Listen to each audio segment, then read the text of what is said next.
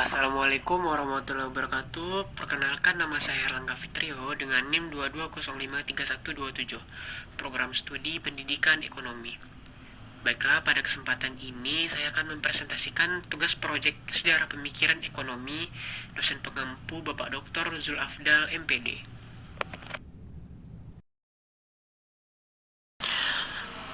Topik pembahasan kita sekarang yaitu mengenai teori klasik Adam Smith yang mencakup pokok-pokok pemikirannya. Profil Adam Smith. John Adam Smith lahir di Kirkcaldy, Skotlandia pada 5 Juni tahun 1723 dan meninggal di Edinburgh, Skotlandia pada 17 Juli tahun 1970, tepat pada umur 67 tahun. Beliau seorang filsuf dan ekonom Skotlandia yang dikenal sebagai bapak ilmu ekonomi modern. Salah satu karya utamanya adalah buku The Wealth of Nations yang terbit pada tahun 1776 dan menjadi salah satu buku paling berpengaruh pada sejarah ekonomi. Adam Smith sendiri bukanlah pencetus paling awal pemikiran ekonomi, di mana sebelumnya sudah banyak pemikir ekonom yang ada, seperti pada zaman Yunani kuno, tokohnya Plato, Aristoteles, pemikiran ilmuwan Islam seperti Ibnu Khaldun, pemikiran kaum skolastik seperti Thomas Aquinas, pemikiran merkantilisme seperti Antonio Serra, pemikiran kaum fisiokratis seperti Francisco Aquinas. Hanya saja karena orang-orang barat terlalu memberi penghargaan atas karya Smith yang berjudul The Wealth of Nations tadi, maka titik tolak ukur pemikiran ekonom biasanya berpatokan dengan pemikiran sebelum dan sesudah Adam Smith. Pemikiran tentang ekonom sudah sangat berkembang pada abad ke-15 saat terjadi revolusi pertanian di Eropa. Tetapi pengakuan terhadap ilmu ekonomi sendiri baru diberikan pada abad ke-18 setelah Adam Smith muncul dalam percaturan ekonomi, di mana Adam Smith merupakan tokoh utama dari aliran ekonomi klasik. Pendekatan yang digunakan yaitu pendekatan deduktif yang digabung dengan pendekatan historis. Jadi tidak heran jika buku The Wealth of Nations yang milik Adam Smith mencapai 900 halaman karena berisikan pemikirannya beserta intisari hasil pemikiran dari tokoh-tokoh pemikiran merkantilisme dan fisiokratis. Dalam banyak hal pemikirannya sejalan dengan paham kaum fisiokratis yang menganggap produksi barang dan jasa sebagai sumber utama kemakmuran suatu negara. Hal ini bukanlah melalui perdagangan luar negeri, sebagaimana yang kaum merkantilisme yakini. Sedangkan untuk menentukan faktor pendorong kemakmuran negara, Adam Smith berbeda dengan kaum fisiokratis. Kaum fisiokratis menganggap alam merupakan faktor paling menentukan kemakmuran negara. Sebaliknya, Smith menganggap faktor manusialah yang paling menentukan. Pokok-pokok pemikiran Adam Smith yang saya simpulkan di sini ada 4, yaitu yang pertama mekanisme pasar bebas, teori nilai, teori pembagian kerja, teori akumulasi kapital. Yang pertama yaitu mekanisme pasar bebas.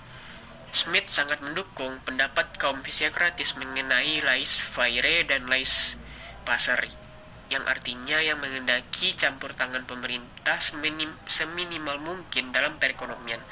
Karena menurutnya perekonomian harusnya dibiarkan berjalan dengan wajar tanpa campur tangan pemerintah, karena nantinya akan ada tangan tak terlihat atau invisible hand yang bekerja dan membawa perekonomian tersebut ke arah keseimbangan.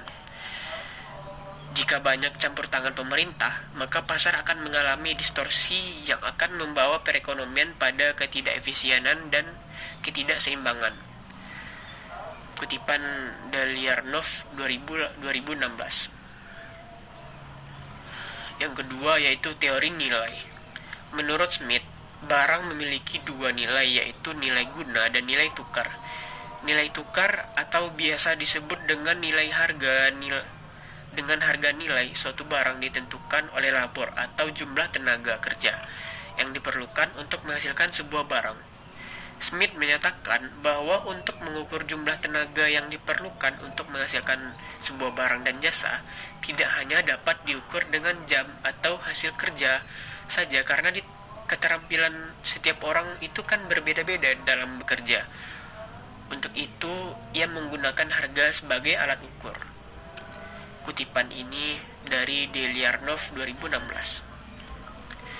Namun, meskipun Smith membedakan nilai guna dan nilai tukar, kenyataannya ia hanya membahas lebih rinci tentang nilai tukar yang diartikan sebagai kemampuan yang dimiliki sesuatu barang untuk ditukarkan dengan barang yang lain. Contoh, air dan emas. Jika disamakan dengan pendapat Smith, maka tidak ada barang yang lebih berguna dibandingkan dengan air. Tetapi pada kenyataannya di kehidupan sehari-hari, air yang sangat berguna tersebut malah tidak berguna jika ditukarkan dengan barang yang lain. Sedangkan emas merupakan barang yang tidak perlu berguna bagi kehidupan, tetapi emas mempunyai nilai tukar dengan sejumlah besar barang yang lain yang lebih besar kegunaannya. Teori pembagian kerja. Menurut Adam Smith, untuk memberlakukan perkembangan ekonomi yang diperlukan adanya spesialis dan atau pembagian kerja agar produktivitas tenaga kerja bertambah. Pembagian kerja harus ada akumulasi kapital terlebih dahulu, dan akumulasi kapital ini berasal dari dana tabungan, juga menitik beratkan pada luasnya pasar. Pasar harus seluas mungkin agar dapat menampung hasil produksi, sehingga perdagangan internasional menarik perhatian. Karena hubungan perdagangan internasional itu menambah luasnya pasar. Jadi, pasar terdiri dari pasar luar negeri dan pasar dalam negeri. Dalam hal produktivitas tenaga kerja, Smith mengambil kesimpulan bahwa hal itu bisa dilakukan melalui pembagian kerja, karena dengan cara ini nantinya mampu mendorong spesialisasi sehingga orang akan memilih mengerjakan yang terbaik sesuai dengan bakat dan kemampuannya masing-masing. Adanya spesialis artinya setiap orang tidak perlu menghasilkan setiap barang yang dibutuhkan dengan cara sendiri-sendiri. Kutipan Deliarnov 2016. Contoh, pembagian tugas dalam pembuatan pakaian. Jika semua orang melakukan semua jenis pekerjaan ini, seperti mendesain, menggambar, memotong kain, dan menjahit, maka hasil yang diperoleh lebih sedikit.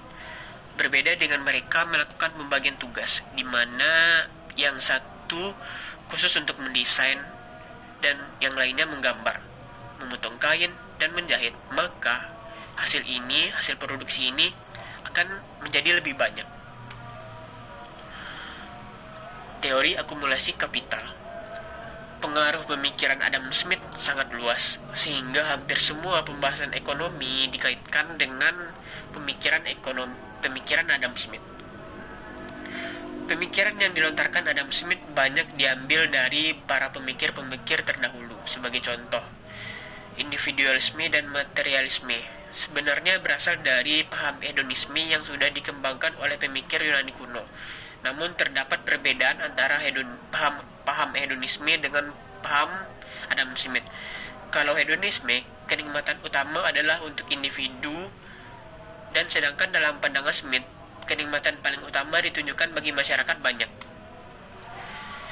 Setiap orang yang berkeinginan untuk meningkatkan kesejahteraannya, peningkatan kesejahteraan bisa diperoleh dengan meningkatkan laba, dan Smith juga menjelaskan cara terbaik dengan melakukannya yaitu investasi, seperti membeli mesin dan peralatan.